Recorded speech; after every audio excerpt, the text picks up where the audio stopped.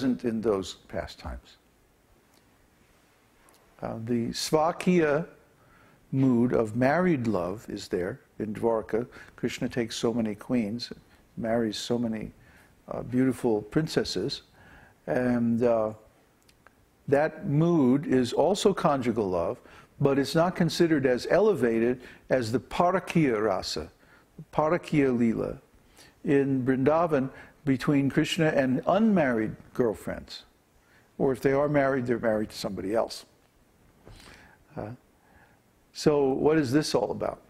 Well, in Vedic society, if there's a relationship, a romantic relationship between a man and an unmarried woman, or a woman who's married to somebody else, this relationship is considered especially strong and intense because of its danger, and because a woman is basically giving up her chastity, giving up her religious principles, and may even have to give up her connection with her family, and this is pretty much devastating for a woman in Vedic society. But of course, the spiritual world, we always have to remember, is a reflection. Or the material world is a reflection of the spiritual world. So in the spiritual world, the things that are higher appear in the material world as being lower. See?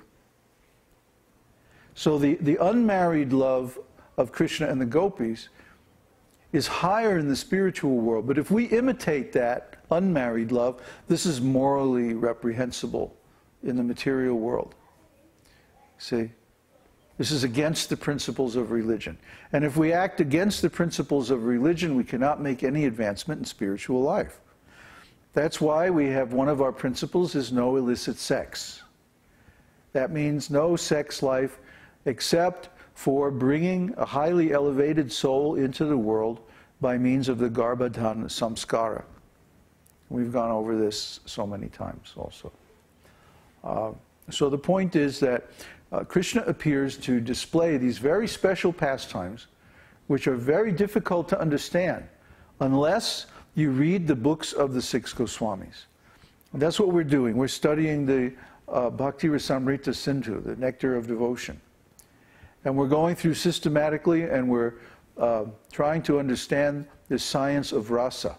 Rasa is the emotional, ecstatic, loving relationship between the soul and Krishna. And this kind of loving relationship is very, very complicated. There's so many different aspects to it, you know?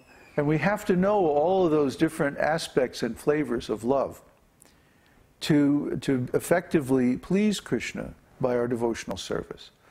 If we just try to love Krishna in the same way that we would love somebody in this material world, it's not going to work out, because Krishna has very special needs. I mean, he's a connoisseur of love. In fact, that's all Krishna does, is engage in beautiful pastimes of love with his devotees. So his loving affairs are so much beyond the loving affairs of this material world. That our language, our customs, our whole background and experience is incomplete. It's insufficient. We would never be able to please Krishna if we don't have some special knowledge of his particular requirements, and especially the high standard of purity and dedication that Krishna requires. He hints at this in Bhagavad-gītā when he says, Sarva dharman parityaja mam ekam sharanam braja. Just give up all different kinds of religious processes and just surrender to me alone. Mam ekam. Only me, Krishna says. Just love me. Don't worry about all this other stuff. Just love me. See? But just love Krishna, well, there's a lot more to it than just. It's not just something that we can do as an improvisation. We need to know the background. Just like, let's say you want to marry a certain person. Naturally, you would do research into their background. Well, where did they come from? What are their interests? What are their activities? What do they like to do? What's their family like? What's their home life like? What, you know, where do they come from? What's the economic circumstances and political circumstances and their, you know, everything about them. And nowadays with Google, it's very easy to look up on Google and see what's the background on any particular person. You know, especially if they're active on the internet, very easy to find. You Google David Bruce Hughes and see what you find. Music, music, music, music, music, music, music, music, music. Hundreds and hundreds of listings of music. There's another musician named David Bruce Hughes too. He's a country and western guitar player. But I have more search results than he does. Yeah. So you can look and see, you know, what is a person's background, and that way you get some idea of their expectations. See? So if we understand, well, Krishna, he's the Supreme Personality of Godhead. He's, you know, talk about spoiled. I mean, really, he has everything, you know? What the gift for the man who has everything, right? Well, he's the origin of everything. So talk about having everything. I mean, he's got more than everything. How do we please somebody like that? Huh? Well, he gives that answer in Caitanya-caritāmṛta. There's a very nice shloka in the 7th chapter of Adi Leela. And actually, I think it's quoted from some Purana. But anyway, Krishna says, love, which is blunted by following the regulative principles of the scriptures, does not satisfy me. I want the pure love of the residents of Vrindavan, which is not diluted by the conception that I am the Supreme. Huh? Just like if we go before a very powerful person, you know, like a judge or a king or something like that, you know, we're going to be like very careful, you know, yes, Your Honor, yeah, you know, I'm going to be very careful how we act and what we say and like that. See? So there's no chance of an intimate relationship in those circumstances. There's too much fear.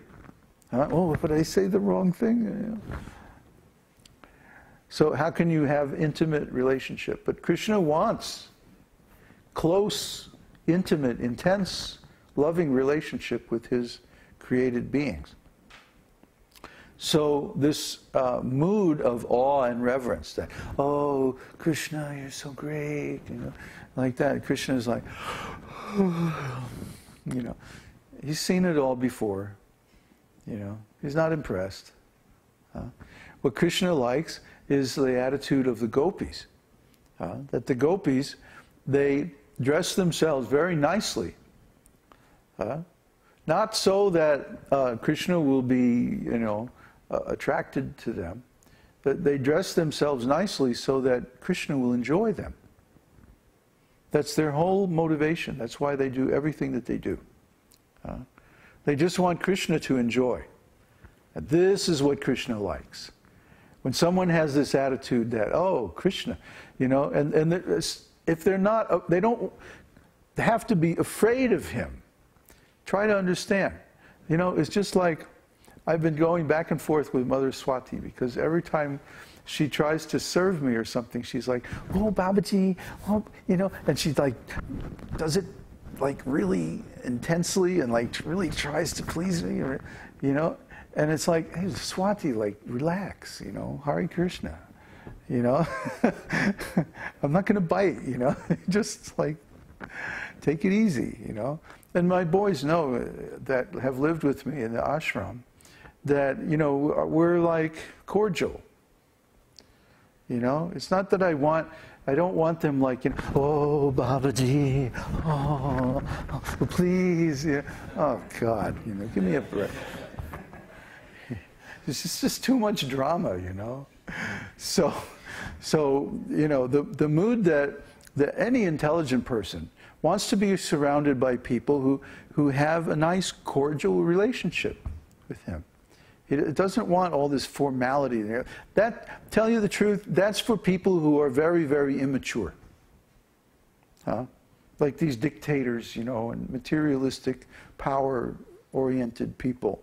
You know, they want everybody to be afraid of them. But this says that they have some deep feeling of inferiority. A person who is actually in a superior position doesn't have to demand respect. They don't have to demand that people should be afraid of them. If they're really in a higher position, you know. Now, if they're pretending to be in a higher position, I could see maybe they would want to, like, you know, browbeat the people around them so that they're in fear all the time. But a person who is actually in a higher position, he doesn't care. Krishna doesn't care. He's always